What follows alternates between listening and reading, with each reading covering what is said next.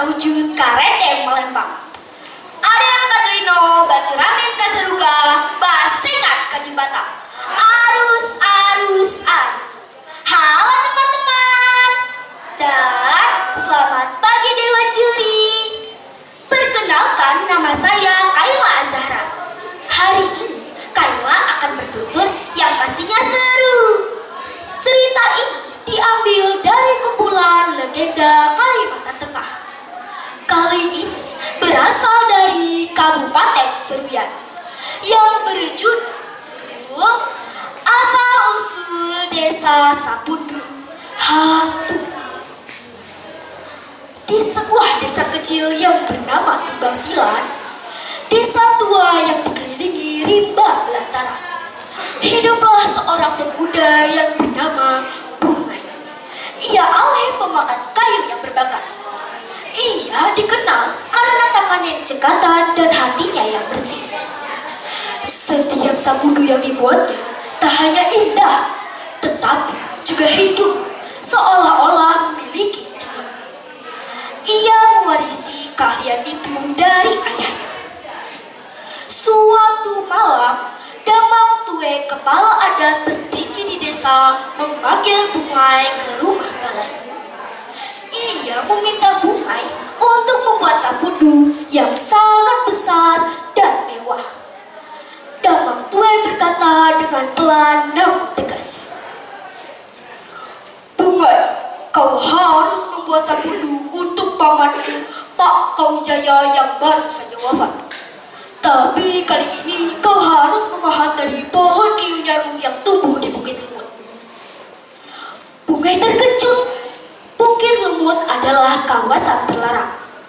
Di sana tumbuh pohon-pohon tua yang tidak boleh ditebang, terutama kayu nyaru yang konon dijaga oleh roh perempuan hutan yang bernama Balian Itah. Roh penjaga alam yang sangat kuat dan pemarah jika wilayahnya dilanggar. Bidamang, itu melanggar hukum alam dan adat sendiri. Kita tidak boleh menyentuh pohon itu. Kau harus menuruti ini demi kehormatan keluarga adat.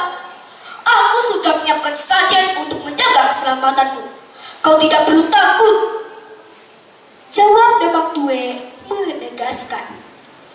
Awalnya Bungai menolak karena merasa permintaan itu tidak sesuai dengan tradisi adat.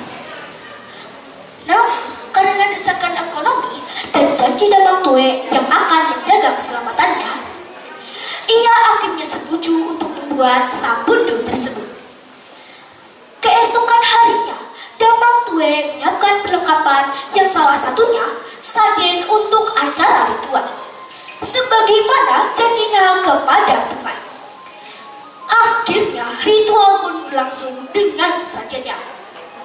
Beberapa lama kemudian, ritual tersebut selesai dilaksanakan dan Damang Tue memanggil Bungai.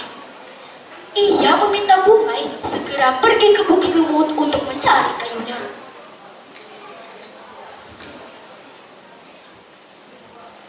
"Bungai, kau segera pergi ke Bukit Lumut dan bawa sajian ini. Ritual sudah selesai," pinta Damang Tue. "Baiklah Damang, saya segera ke Bukit Lumut untuk mengambil kayu nyaru itu," jawab Bungai memastikan.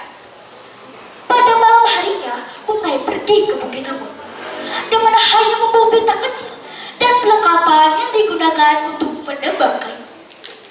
Perjalanan ke Bukit Lumut itu Bungai tempuh dalam waktu 1 jam. Akhirnya ia menemukan pohon kiu nyaru yang ia butuhkan. Sebelum menebang pohon kiu nyaru itu, Bungai meletakkan sajen yang telah ia bawa.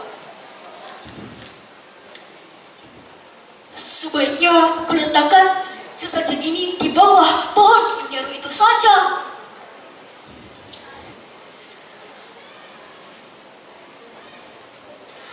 Angin seketika berhenti pada saat Bungai mulai menebang pohon kiu nyaru itu. Bungai merasa seperti sedang diawasi. Namun ia tetap menebang menebang pohon kayu nyaru itu hingga tumbang.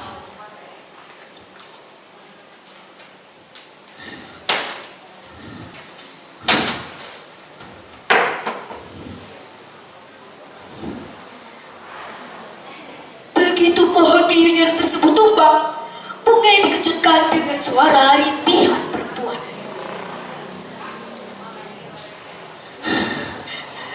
Jangan sakiti aku. Suara terus terdengar memohon. Jangan kau bawa aku masih hidup. Namun, Bungai tidak mempedulikan suara tersebut. Ia tetap dengan pendiriannya membawa kayu nyaru itu ke desa. Keesokan harinya, Bungai mulai memahat kayu nyaru itu. Dan malam harinya, saat Bungai tidur, Bungai bermimpi didatangi seorang perempuan berambut panjang dan berkata, "Wahai manusia, kembalikan tubuhku." Perempuan itu terus merasuki mimpi Bungai setiap malam dengan perkataan yang sama. Namun, ia tetap dengan pendiriannya. Memahat kayu nyaru itu. Selama 7 hari 7 malam, Bungai memahat sapudu pesanan Damang Tue tanpa istirahat. Setelah dilihat hasil pahatannya, Bungai terkejut. Wajah sapudu itu bukan wajah Pak Kaujaya, melainkan wajah seorang perempuan yang sering datang dalam mimpinya. Astaga, bukan wajah Pak Kaujaya, melainkan wajah seorang perempuan yang sering hadir dalam mimpiku. Gumam Bungai. Biarkan saja. Apa boleh dikata sapudu ini hampir selesai dibuat. Bungai terus bergumam sendiri. Kutukan balian Itah mulai terjadi. Suasana kampung berubah. Warga mulai sakit-sakitan, hewan ternak banyak yang mati, dan air berubah menjadi keruh. Saat itu, suasana desa Tumbang Silan sepi. Warga ketakutan keluar rumah. Bungai masih asing dalam kesibukannya memahat sapudu, meskipun hatinya penuh keraguan. Berminggu-minggu kemudian, sapudu itu selesai. Hasilnya memang luar biasa indah. Tetapi setiap orang yang melihatnya merasakan hawa dingin yang membuat bulu kuduk berdiri. Hari peresmian sapudu tiba. Di tengah lapangan desa, seluruh warga berkumpul. Damang Tue mengadakan pesta besar untuk meresmikan sapudu itu. Damang Tue memimpin upacara dengan pakaian adat lengkap. Sapudu itu akhirnya didirikan.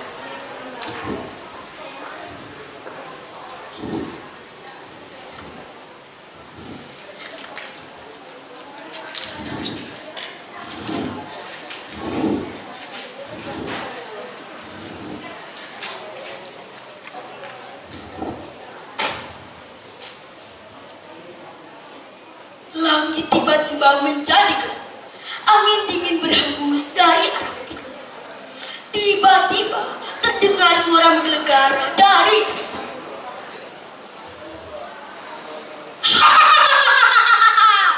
Kalian mencuri tubuhku, kalian menghancurkan jiwaku, kalian akan membayar semuanya.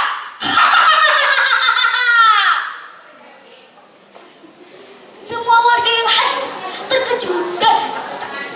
Tetap Damang Tue tetap berdiri bangga di depan sapudu. Obor tiba-tiba padam serta petir nyaban meski tak hujan. Suasana mencekam. Seluruh warga menjadi panik. Dan akhirnya Damang Tue pun jatuh pingsan. Pesta berakhir dengan kekacauan. Sementara itu, Bungai berlari ke rumahnya dengan ketakutan yang luar biasa. Kemudian ia menghilang entah kemana. Jejak yang ditemukan hanyalah para tertancap pada batang pohon kecil di tepi sungai. Dan di bawahnya terdapat genangan darah. Beberapa hari setelah kejadian itu, Damang Tue pun jatuh sakit parah. Ia terus mengigap. Sampai kapanpun arwahku akan terikat dengan sang bunuh untuk selamanya. Perkataan itu terus keluar dari mulut Damang Tue sampai akhirnya Damang Tue pun meninggal dunia. Setelah kematian Damang Tue, tetua adat memutuskan untuk memindahkan sang bunuh itu ke hutan agar tidak lagi mengganggu penduduk. Namun sejak saat itu, hutan tempat dipindahkannya sang bunuh itu berubah menjadi tempat yang menyeramkan. Warga desa yang masuk ke dalam hutan itu banyak mengalami hal aneh. Ada yang mendengar suara tawa menyeramkan, ada yang melihat bayangan hitam di antara pepohonan, ada juga yang merasa seperti sedang diawasi. Padahal tidak ada siapapun di sana. Karena takut adanya kutukan sabun, tetua adat memutuskan untuk membiarkan hutan itu tanpa ada gangguan. Akhirnya, karena hutan itu berada di sekitar wilayah desa Tumbang Silan, maka tetua adat mengubah nama desa Tumbang Silan menjadi Desa Sabunduhan. Nah teman-teman, legenda ini bukan sekedar kisah mistis, melainkan peringatan agar kita tidak serakah, tidak melanggar adat, dan menjaga keseimbangan alam. Sampai di sini dulu Kaila bertutur. Salam literasi. Wassalamualaikum warahmatullahi wabarakatuh.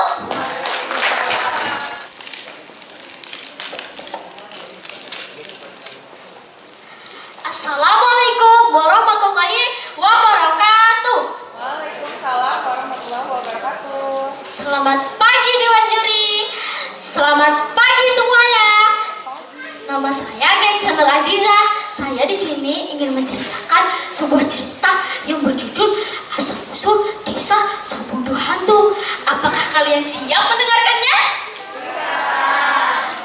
Di sebuah desa yang bernama Tumbang Silan yang berada di pedalaman Kalimantan Tengah, Kabupaten Serian, hiduplah seorang pemuda bernama Bungai. Ia adalah seorang pemahat kayu yang sangat handal. Setiap sabundu yang dibuatnya terkenal indah, tetapi juga seolah-olah memiliki ruh. Ia memperoleh bakat memahat itu dari ayahnya yang baru saja meninggal. Setelah ayah meninggal, ia tinggal bersama ibunya yang sedang sakit-sakitan.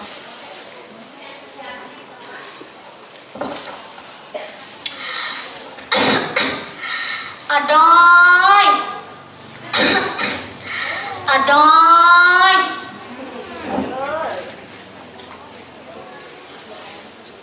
Iya, Mai. Norai, Mai.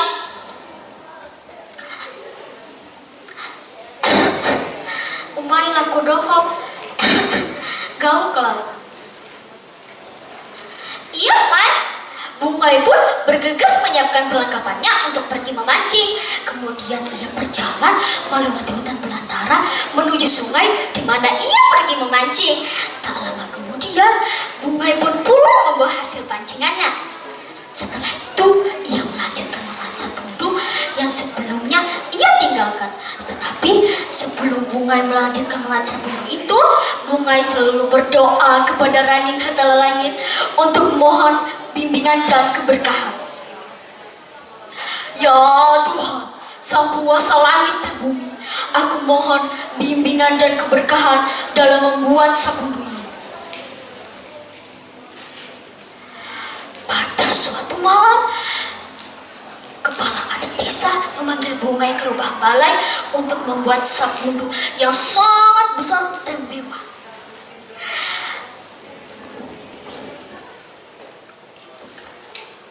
Bungai, kau harus membuat sabundu untuk pamanku, Pak Kau Jaya. Kau harus membuat sabun itu dari pohon kayu nyaru yang tumbuh di bukit lembut.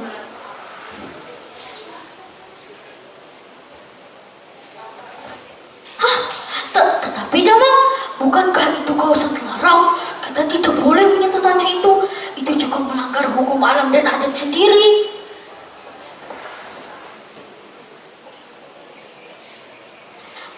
Kau harus melakukan itu demi kehormatan keluarga dan aku akan membuatkan sesajen untuk menjaga keselamatanmu. Kau tidak perlu takut, Bungai. Baiklah, Pak Damang, aku akan melakukan apa yang engkau minta. Keesokan harinya, Damang pun mulai mempersiapkan perlengkapan untuk sesajen. Setelah itu, ia mengumpulkan tokoh masyarakat dan warga desa Tumbasilan untuk melakukan acara ritual tersebut. Setelah acara ritual selesai, Damang Tuai memanggil Bungai.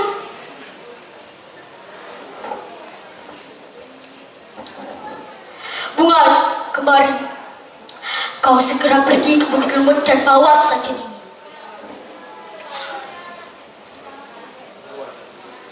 Baiklah, Pak Damang. Bungai pun pergi. Suasana malam gelap gulita dengan pelita kecil yang ia bawa dan perlengkapannya. Perjalanan ke Bukit Lemut ditempuh selama 1 jam. Kemudian sesampainya di sana, Bungai pun menemukan pohon kayu nyaru yang berdiri tegak, tinggi, lurus, dan berwarna hitam mengkilat.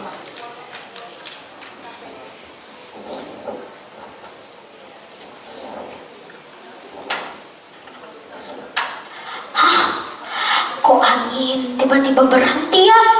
Dan juga kenapa seperti ada yang sedang mengawasiku? Mungkin itu hanya firasatku saja.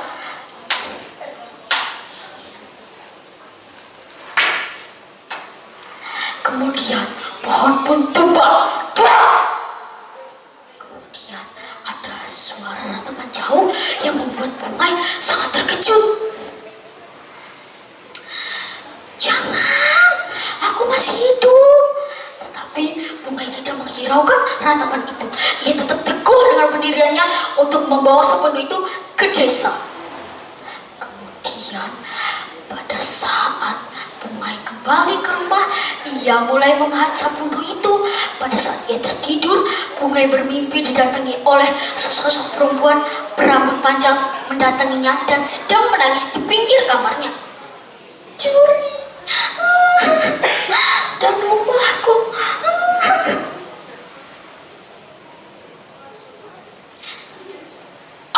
Ternyata itu cuma mimpi.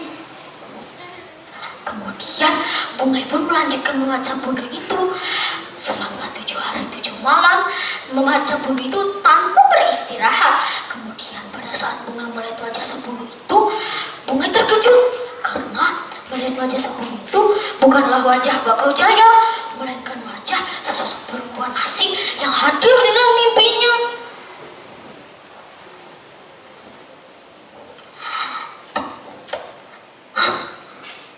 Kenapa wajah Sapundu ini bukan wajah Bakau Jaya? Ini wajah perempuan asing yang hadir dalam mimpiku. Ya sudahlah. Tuk. Setelah berminggu-minggu, akhirnya Sapundu itu pun selesai. Kemudian Sapundu itu hasilnya memang sangat luar biasa. Tetapi setiap ada orang yang melihatnya merasakan hawa dingin yang membuat bulu kuduk berdiri. Hari peresmian Sapundu pun tiba. Di tengah lapangan, para warga desa Tumbasilan berkumpul. Damang Tuai mengadakan pesta besar dan memimpin dengan pakaian adat lengkap. Kemudian pada saat Sapundu itu didirikan, tiba-tiba saja langit berubah menjadi gelap. Kemudian Sapundu itu tiba-tiba saja hidup. Dan para tamu mulai cemas karena melihat Damang Tuai jatuh pingsan dan berteriak minta tolong. Tolong! Dia mengejarku. Jangan biarkan dia menangkapku. Tolong! Bungai pun jatuh pingsan. Kemudian ada sesosok anjing berwarna hitam berdiri menghadap Sapundu dan melolong panjang.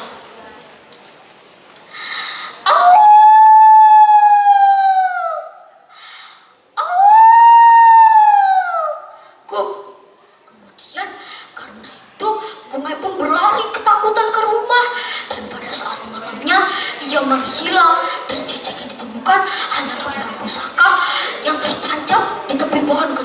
yang berada di tepi sungai.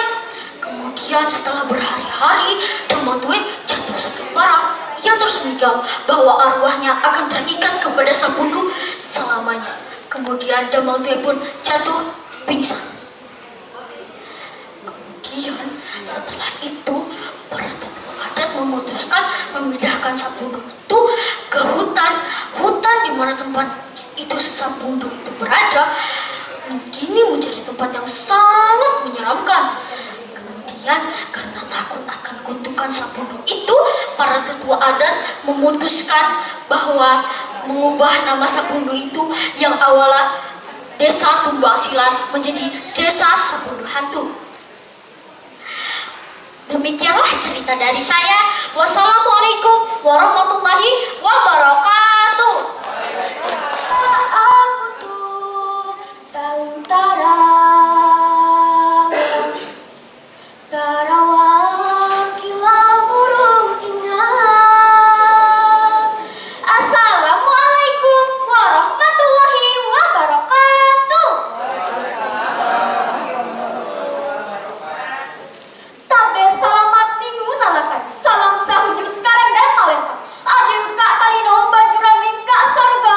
Basanya kak jubata. Arus, arus, arus. Hai teman-teman. Hai. Selamat pagi Dewan Juri. Perkenalkan, nama saya Anindya Keisha Jah. Hari ini saya akan bertutur yang sudah pastinya seru.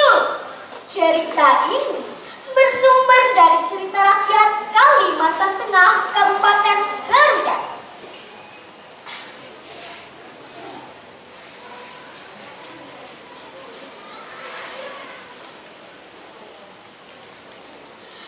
Karangan Arfian Yuliata MPD yang diterbitkan oleh Dispursif Kabupaten Serdang dengan judul Asal Desa Sapundu Hantu.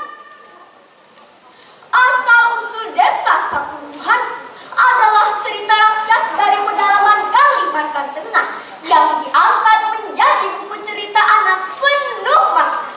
Buku ini mengisahkan seorang pemuda pemahat yang bernama Bunga yang mendapatkan tugas membuat sapundu, tiang kayu sakral dalam upacara adat Dayak dari pohon yang tumbuh di tempat terlarang, yaitu Bukit Lumut.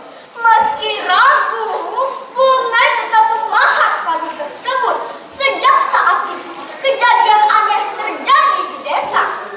Wajah sapundu berubah, mimpi-mimpi aneh muncul, dan suara misterius mulai terdengar.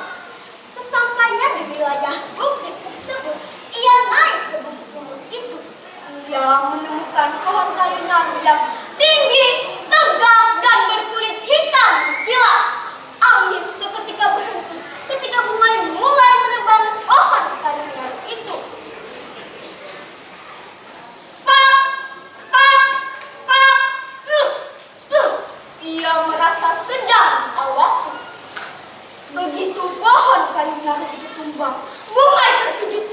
Ia mendengar suara ratapan yang jauh dari dalam tanah. Sayang, aku masih hidup. Namun, Bungai tak menghiraukan suara itu. Ia tetap dengan pendiriannya membawa kayu dan itu ke desa.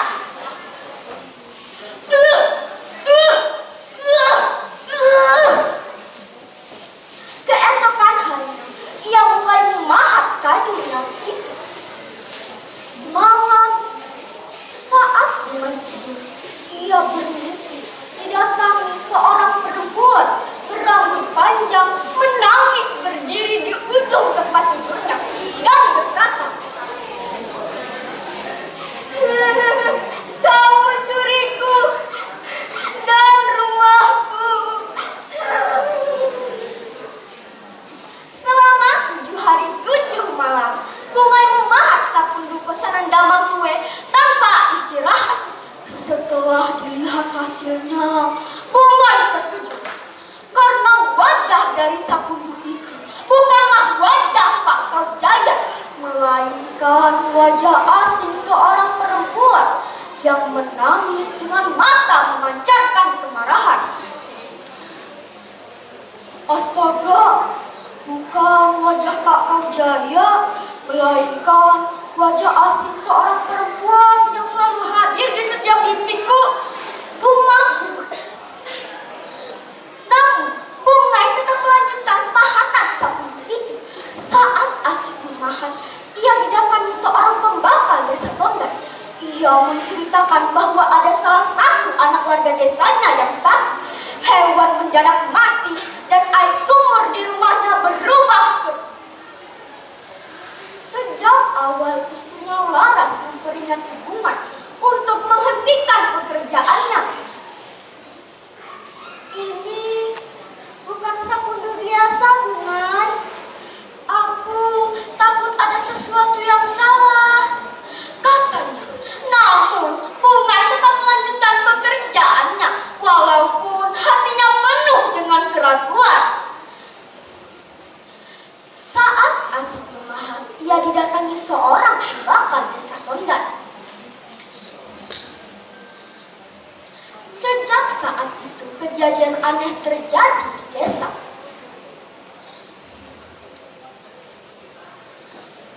Setelah berminggu-minggu, sapundu itu pun selesai. Hasilnya memang luar biasa indah, tetapi setiap orang yang melihat sapundu itu merasakan hawa dingin yang membuat bulu kuduk berdiri. Angin seketika berhenti. Setelah berminggu-minggu, sapundu itu pun selesai. Hasilnya memang luar biasa indah, tetapi setiap orang yang melihat sapundu itu merasakan hawa dingin yang membuat bulu kuduk berdiri.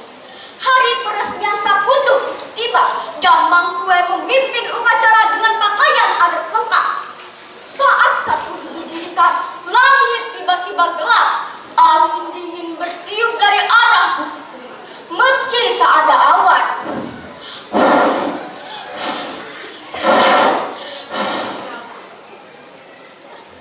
Tiba-tiba suara menggelegar terdengar dari dalam sapundu. "Kalian mencuri tubuhku! Kalian menghancurkan jiwaku! Kalian akan membayarnya!" Para tamu mulai merasa cemas. Petir menyambar. "Duar! Duar! Duar!" Obor padam serentak.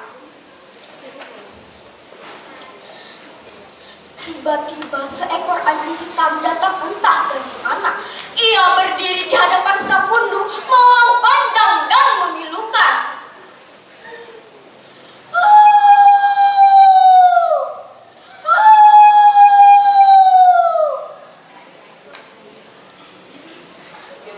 Tiba-tiba suara gemuruh terdengar dari dalam sapundu, dan sapundu itu bergetar seolah-olah hidup.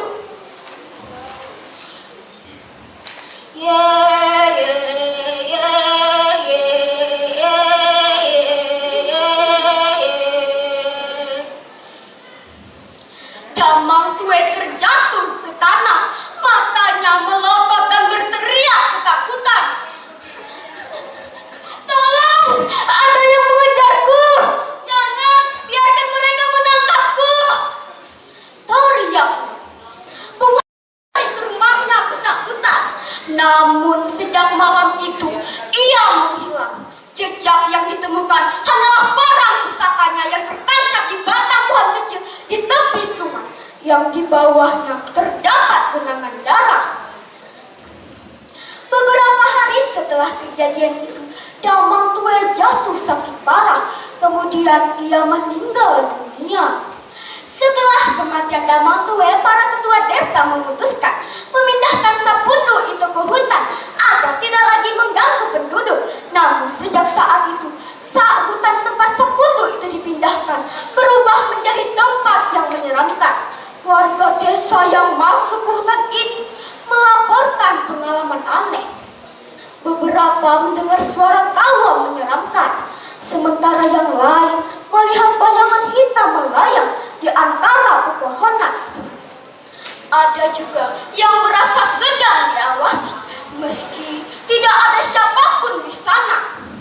Salah satu pemburu, Dai, menghilang selama 3 hari.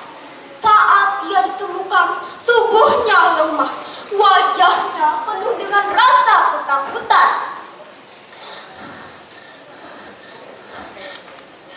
Sapundu itu hidup, katanya dengan suara gemetar. Karena takut akan kutukan Sapundu, para tetua adat memutuskan hutan itu harus dibiarkan tanpa gangguan.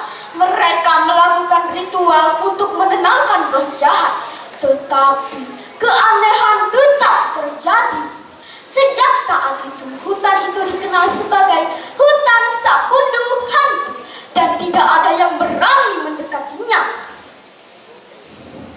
Para ketua adat juga memutuskan, karena hutan itu berada di sekitar wilayah desa Tumbangsilan, maka para tetua adat mengubah nama desa Tumbangsilan menjadi Desa Sapundu Hantu. Pelajaran yang dapat kita ambil dari cerita ini adalah peringatan bagi kita bahwa tidak boleh serakah ataupun sombong. Tetaplah rendah hati, menghormati tradisi, dan tidak mengambil yang bukan hak kita. Karena ketika keserakahan menguasai hati, kehancuran adalah harga yang harus dibayar. Salam literasi. Wassalamualaikum warahmatullahi wabarakatuh.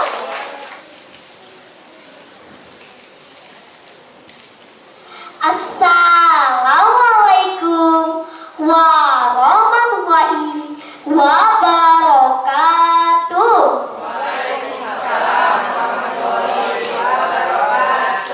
Salam sejahtera untuk kita semua. Tabe selamat linguna lapai. Salam saujud karen Dewi Malempang. Adil Katalino, bacura minta saruka. Basengat kajubata. Arus, arus, arus. Bapak, Ibu Dewan Juri yang saya hormati, dan teman-teman yang saya cintai. Apa kabarnya hari ini? Sudah pasti sehat, bukan? Perkenalkan, nama saya Aisyah Syifa Aalina Robianto. Hari ini saya akan membawakan sebuah cerita karangan dari Arfia Duli Arta dengan judul Asal-Usul Desa Sapundu Hantu. Begini ceritanya. Di pedalaman Seruyan Kalimantan Tengah, hiduplah seorang pemuda bernama Bungai. Ia tinggal di desa Tumbangsilan. Bungai sangat ahli dalam memahat kayu. Ia dikenal karena tangan yang cekatan dan hati yang bersih. Setiap sapundu buatannya tak hanya indah, tapi juga hidup, seolah-olah memiliki jiwa. Ia mewarisi karya itu dari ayahnya. Sejak ayahnya meninggal, Bungai tinggal bersama ibunya yang sudah tua dan sering sakit. Tapi Bungai tak pernah mengeluh. Ia merawat ibunya dengan penuh kasih.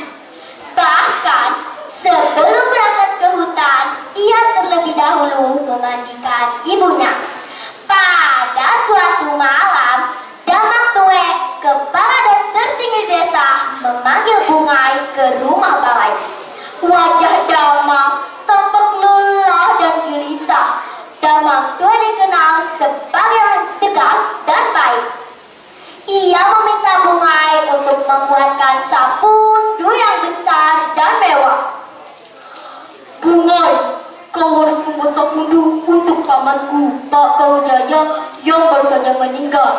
Tapi kali ini kau harus memahat dari pohon kayu nyaru yang tumbuh di bukit.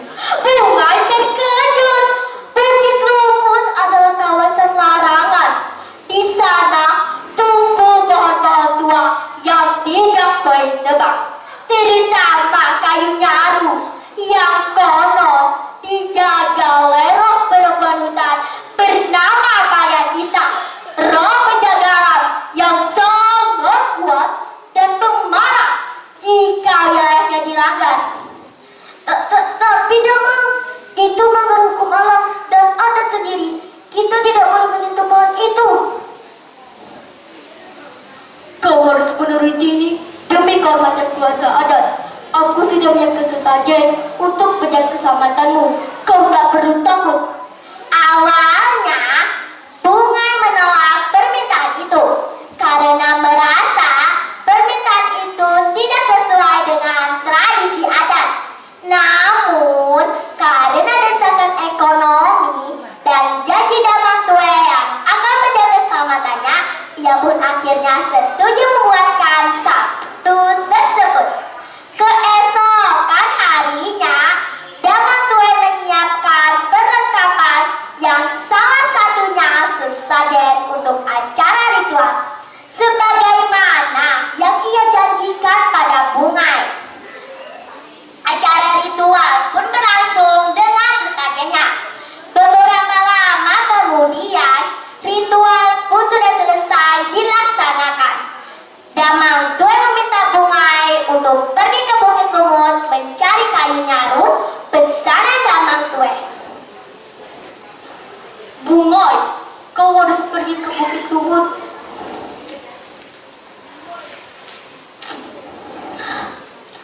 Bungai, kau kemari. Kau harus pergi ke Bukit Lumut dan bawa sesajennya, karena ritual sudah selesai. Bungai pun pergi dengan suasana malam gelap, dengan hanya pelita kecil dan perlengkapan yang ia bawa. Sesampainya di Bukit Lumut, ia menemukan pohon kayu nyaru tinggi, tegak, dan berkulit hitam mengkilap. Angin seketika berhenti pada saat Bungai mulai menebang pohon kayu nyaru tersebut.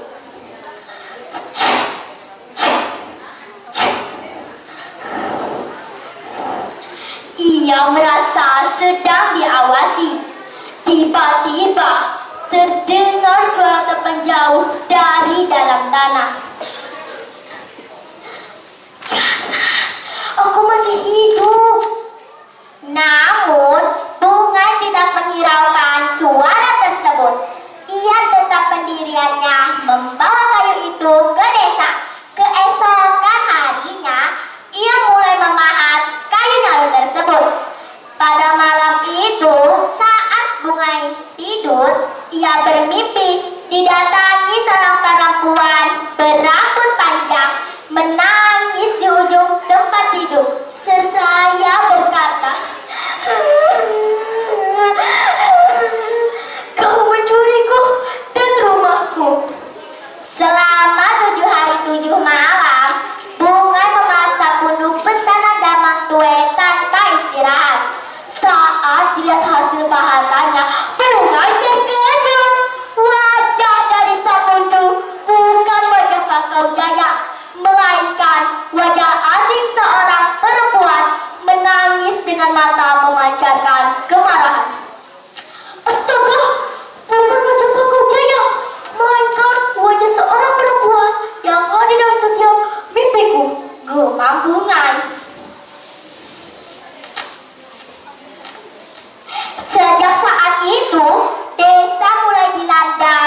musibah. Hewan ternak mati, air sumur keruh, dan warga jatuh sakit. Istrinya Bungai, Laras, memperingatkan Bungai. Ini bukan sabun biasa, Bungai. Aku takut ada sesuatu yang salah. Namun, Bungai tetap melanjutkan pekerjaannya hingga akhirnya Sapundu selesai. Indah, tetapi membuat semua orang merinding. Hari peresmian Sapundu tiba. Di tengah lapangan desa, seluruh warga berkumpul. Damangke mengadakan pesta besar untuk meresmikan Sapundu itu. Teman-teman, mau tahukah kelanjutannya? Simaklah. Saat Sapundu didirikan, langit tiba-tiba gelap. Angin dingin bertiup dari arah Bukit Bungut. Hush, hush, hush.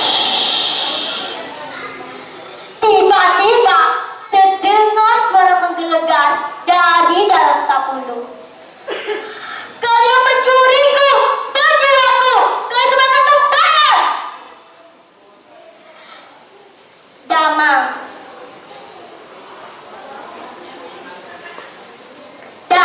Tue jatuh ke tanah, matanya melotot, dan ia berteriak ketakutan. Tolong, ada yang mengejarku, jangan biarkan dia menangkapku. Orang-orang yang hadir hanya bisa terpaku ketakutan. Tak lama kemudian, Damang Tue jatuh pingsan. Dan pesta itu berakhir dalam kekacauan. Setelah kejadian itu, Damang Tue jatuh sakit. Ia terus mengigau bahwa arwahnya akan terkait dalam Sapundu untuk selamanya. Beberapa minggu kemudian, ia telah meninggal dunia, meninggalkan rumah yang kini dianggap angker.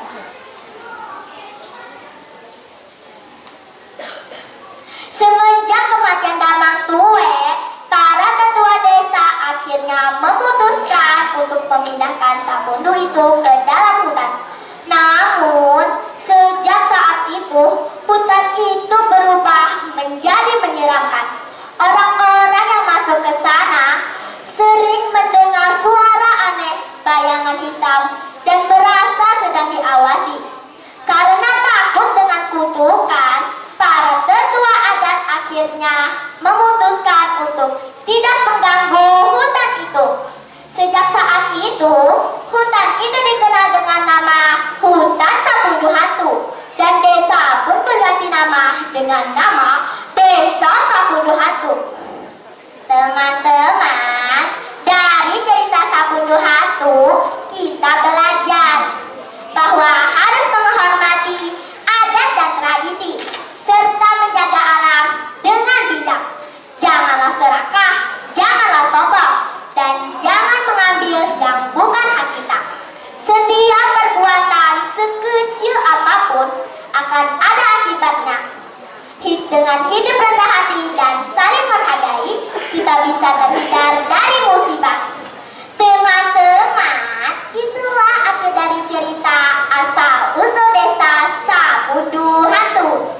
Terima kasih dan salam literasi. Wassalamualaikum warahmatullahi wabarakatuh.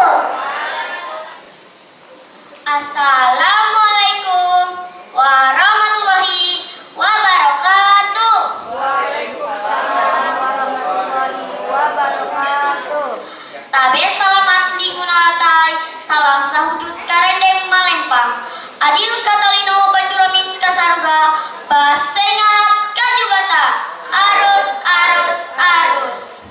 Yang terhormat Bapak Ibu Dewan Juri, yang saya hormati Bapak Ibu Guru Pendamping, serta teman-teman yang hadir pada hari ini. Hari ini saya akan membawakan sebuah cerita yang berjudul Asal Desa Sapundu Hantu. Dengarkan ya. Cerita ini bersumber dari cerita rakyat Kalimantan Tengah. Di pedalaman Seruyan, Kalimantan Tengah, hiduplah seorang pemuda yang bernama Bungai. Bungai tinggal di desa Tumbang Silang. Ia adalah seorang pemahat yang handal. Bungai terkenal karena tangannya cekatan, hatinya yang bersih. Bungai mewarisi keahlian itu dari ayahnya. Ayahnya meninggal. Sejak itu, Bungai tinggal bersama ibunya, yang juga sering sakit-sakitan. Tapi Bungai tidak pernah mengeluh. Ia selalu merawat ibunya dengan penuh kasih. Bahkan sebelum Bungai pergi ke hutan untuk mencari kayu bakar, ia selalu memandikan ibunya terlebih dahulu. Pada suatu malam, Damang Tue, petinggi adat desa, memanggil Bungai ke rumah balai. Wajah Damang tampak lelah dan gelisah. Damang Tue dikenal sebagai orang yang tegas dan juga baik hati. Ia meminta Bungai untuk membuatkan sapuku yang besar dan juga kuat. Dari pohon nyaru di bukit, Bungai terkejut. Bukit Lumut adalah area larangan. Di sana tumbuh pohon-pohon yang tidak boleh sembarangan ditebang, apalagi pohon nyaru. Konon ada roh perempuan yang menjaganya, yang bernama Balenita. Roh penjaga alam bukan hanya kuat, namun juga pemarah. Tapi kalau hanya melanggar perbatasan saja. Tapi Damang, itu kan sama saja seperti melanggar peraturan alam adat sendiri.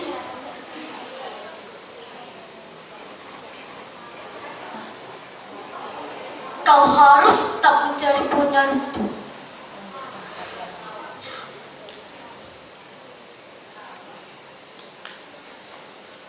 Baiklah Damang. Damang Tue pun menyiapkan sesajen untuk menjaga Bungai. Ritual pun dimulai. Damang Tue mengumpulkan tokoh masyarakat dan warga desa Tumbang Silang. Sabar ya Dewan Juri, saya mikir dulu. Oke.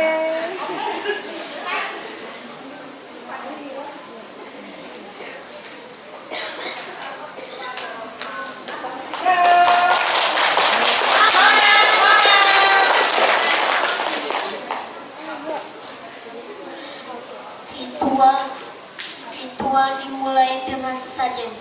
Setelah ritual selesai, Damang Tue memanggil Bungai.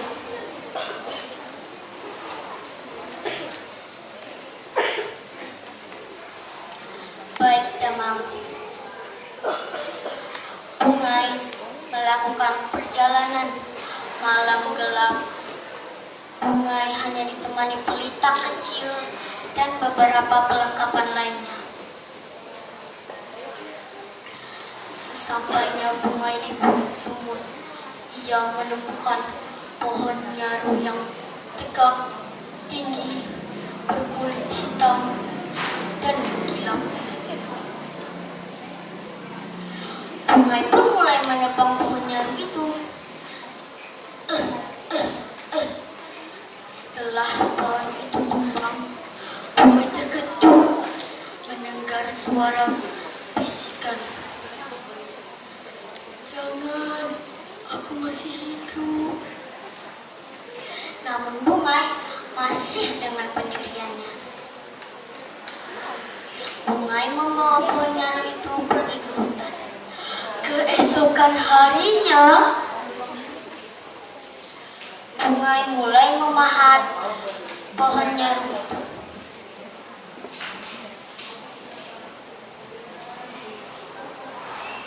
Sabar ya, Dewan Duri, saya mikir lagi.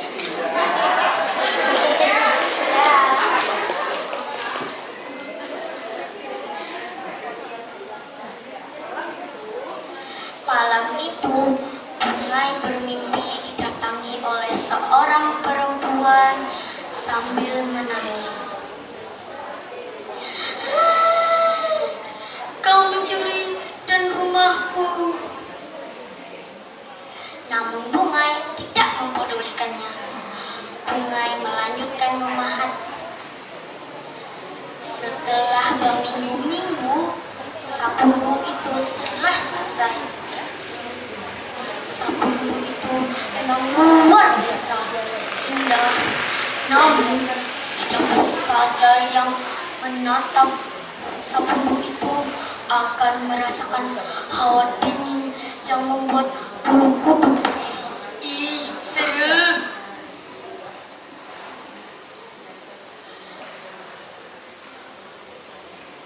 Sabar ya Dewan Juri, saya soalnya gak itu.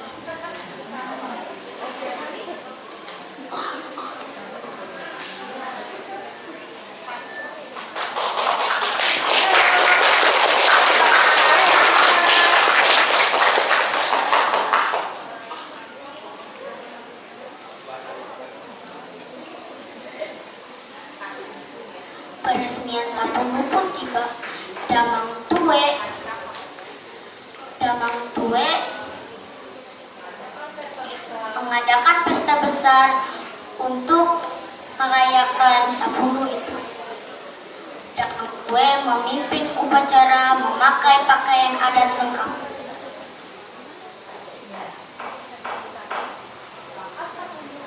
Saat sapumu didirikan, langit mulai berubah menjadi gelap. Petir menyambar.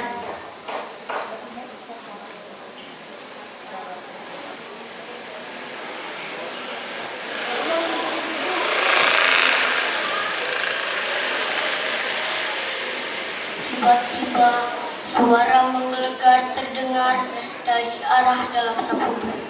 Kalian mencuri tubuhku! Kalian menghancurkan jiwaku. Para tamu mulai merasa cemas. Namun Damang Tue tetap berdiri menghadap sapumu dengan bangga.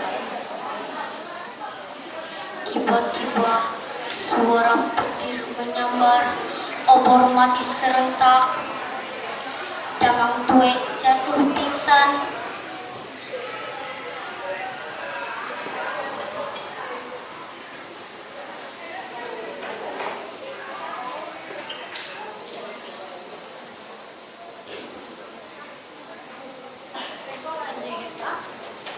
Tiba-tiba seekor anjing hitam menghampiri sapumu itu dan menolong sapumu itu.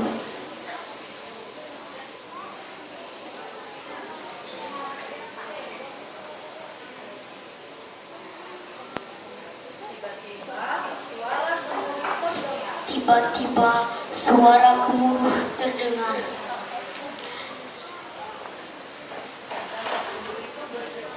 Dan sapumu itu bergetar seolah-olah hidup. Damang Tue jatuh pingsan. Matanya melotot dan berteriak ketakutan. Tolong, ada yang mengejarku. Sementara Bungai menghilang. Jejak yang ditemukan hanya parang pusaka tertancap di tepi sungai. yang di ujungnya ada pecak darah.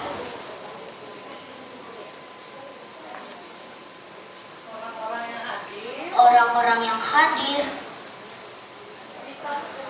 hanya bisa terpaku ketakutan.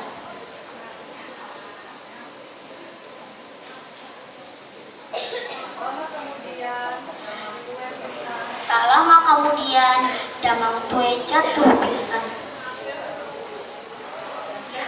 Dan pesta itu berakhir dengan kekacauan.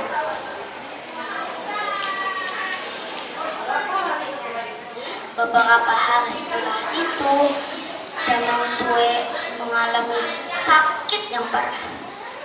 Selama berminggu-minggu, Damang Tue akhirnya meninggal dunia. Setelah itu, para tetua desa memutuskan memindahkan Sapulu itu ke hutan. Banyak warga yang melaporkan ada yang mendengar suara tawa, baik hitam. Nah, dari inilah para tetua desa mengambil keputusan untuk mengganti nama desa dari Desa Tumbang Silan menjadi Desa Sapulu Hantu. Cukup sekian cerita dari saya. Wassalamualaikum warahmatullahi wabarakatuh.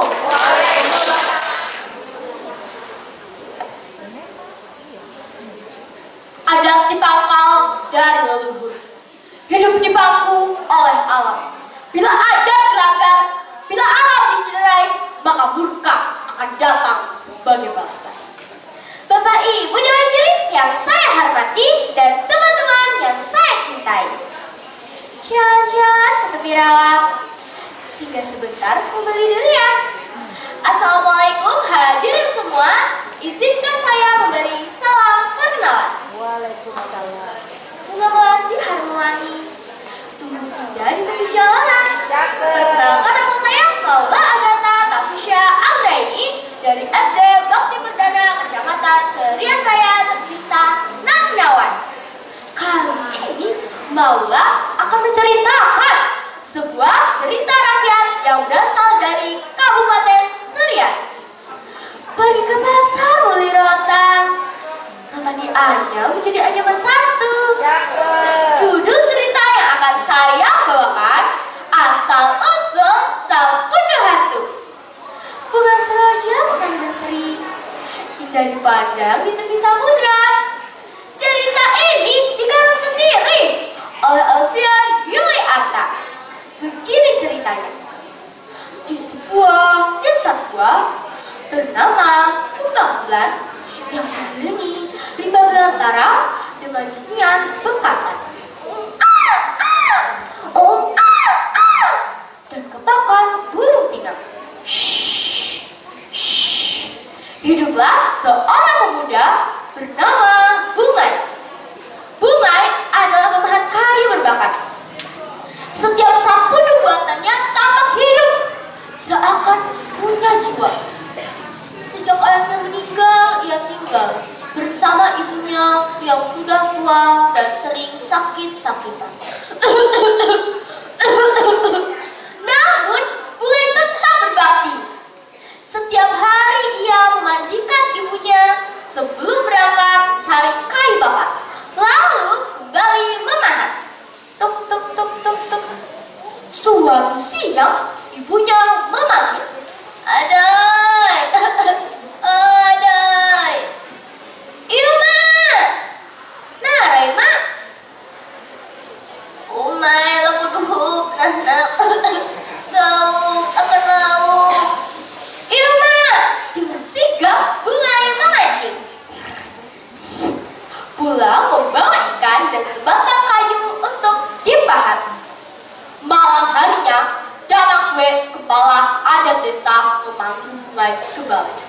Dengan wajah gelisah, ia berkata, "Bungai, oh Bungai, kau harus membuat sapulu untuk pamanku, Pak Paujaya. Tapi kali ini kau harus memahat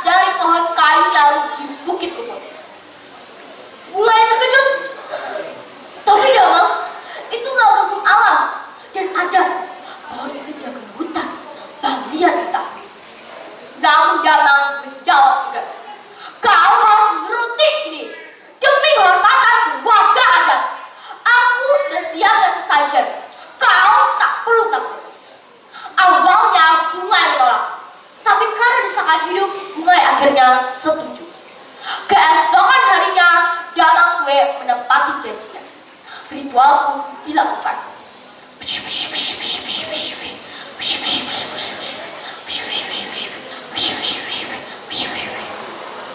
Setelah usai, ia memanggil Bungai.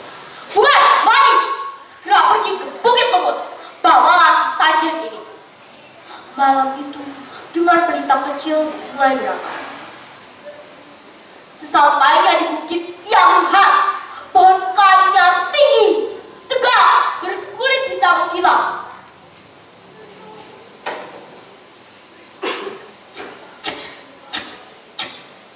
Saat ia mulai menerbang, angin mendadak berhenti.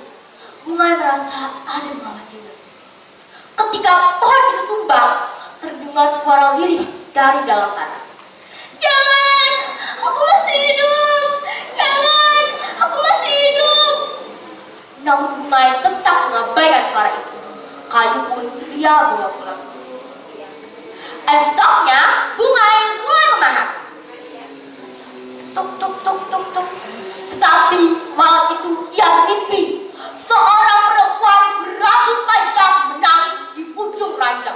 Ia berkata, "Kamu mencuri aku dan rumahku." 7 hari 7 malam Bungai bekerja tanpa henti. Tuk tuk tuk tuk tuk tuk.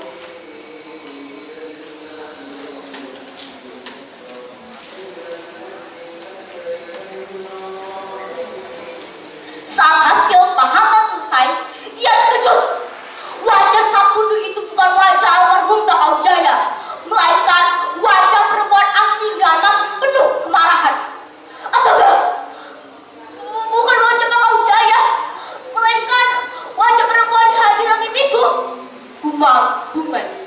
Sementara itu musibah melanda desa. Anak-anak jatuh sakit, hewan ternak mati mendadak, dan air sumur berubah. Pembangkang kemudian datang lambat. Namun Bungai tak sibuk memahat. Tuk tuk tuk tuk. Istrinya Laras memperingatkan, "Ini bukan sapu biasa, Bungai. Aku takut ada sesuatu yang salah." Namun Bungai tidak mengindahkannya. Akhirnya sabun itu selesai. Indah, memang.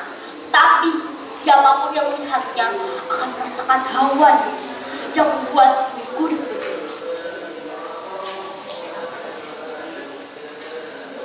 Hari peresmian pun tiba. Di lapangan desa, Damangkwe mengadakan pesta besar dengan pakaian adat lengkap. Saat Sapundu didirikan, langit mendadak gelap. Angin dingin bertiup dari arah Bukit Lumut. Lalu terdengar suara menggelegar dari dalam Sapundu. "Kalian mencuri tubuhku! Kalian menghancurkan jiwaku! Kalian yang akan bayarnya!" Warga panik, obor padam, petir menyambar, gar, gar, gar.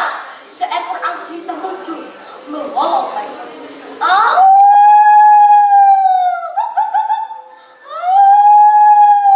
Sapundu bergetar seolah hidup. Damangkwe jatuh pingsan. Saat terbangun, matanya melotot ketakutan. Ia berteriak, "Tolong, ada yang jatuh! Jangan sampai dengan menangkapku!" Malam itu, Bungai pun menghilang. Yang tertinggal hanyalah parang pusakanya yang tertancap di pohon kecil dekat sungai dengan genangan darah di bawah. Beberapa minggu kemudian, Damangkwe meninggal dunia karena sakit parah dan terus mengigau bahwa arwahnya akan terikat dengan sungai. Rumahnya pun menjadi angker. Para ketua desa memutuskan hutan itu harus dibiarkan. Mereka menamainya hutan Sapunduhan, dan desa Tumbang Silan pun berganti nama menjadi desa Sapunduhan. Sejak saat itu legenda ini hidup sebagai peringatan bahwa keserakahan dan pelanggaran adat pasti didatangkan petaka. Sabun yang dibuat dengan yang buruk akan menjadi sarang roh jahat. Walau sabun itu kini telah ditelan waktu, tetapi ceritanya diwariskan.